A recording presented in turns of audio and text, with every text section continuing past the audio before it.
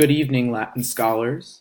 Tonight we'll be looking at Aeneid Book 2, lines 577 to 587, subtitled, To Kill or Not to Kill, That is the Question.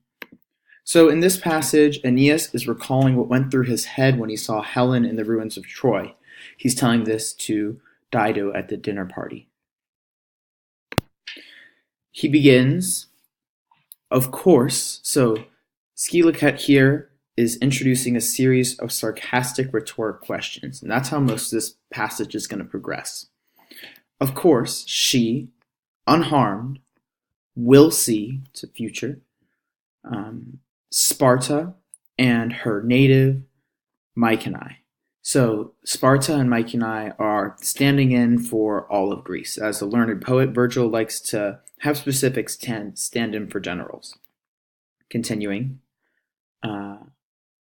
And she will go as queen with victory having been acquired. Partoque triumpho is an ablative absolute. And she will see her husband and her. So conjugum here is an abstract instead of a specific Menelaus. So she will see her husband and the home of her father and her child accompanied with a crowd of Trojan women and Trojan servants. So he's sitting here, he sees her on the altar, and he's thinking about how she's going to bring back with victory a bunch of Roman slaves, and they're going to serve her, and she's going to get to live in peace. And that really bothers him. It rubs him the wrong way. One last note, turba and ministries are ablatives of accompaniment with comitata. Continuing. Priam will have died by the sword. These are in future perfect for unrealized events or assumptions. And he's saying all of this, for all this, for nothing. Priam was killed. That's Priam being killed over there. Remember, it's in the blood of his son. It's very brutal. Troy ablaze with flame.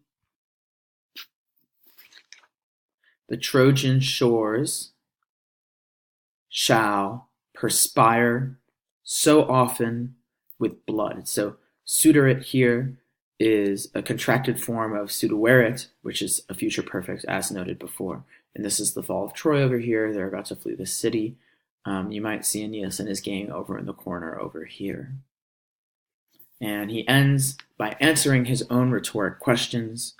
It shall not be with an implied erit or sit after ita. And for even if there is no name, memorable name, so no glory in the punishment of a female, this conquest has glory. So he's saying usually we can't punish women. It's a bad thing, but she's so evil that it might be worth it. He's having an internal conflict, deciding whether or not to kill her. I will still be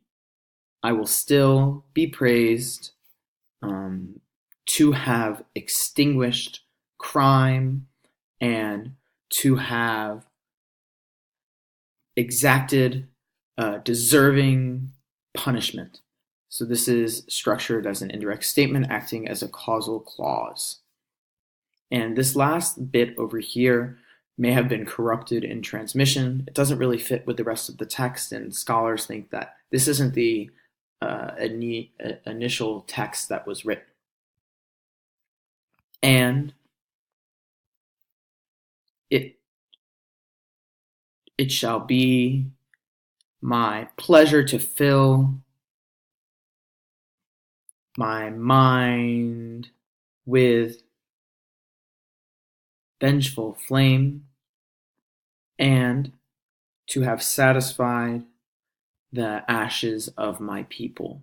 So he's appeasing the ancestors by um, giving revenge for this brutal war.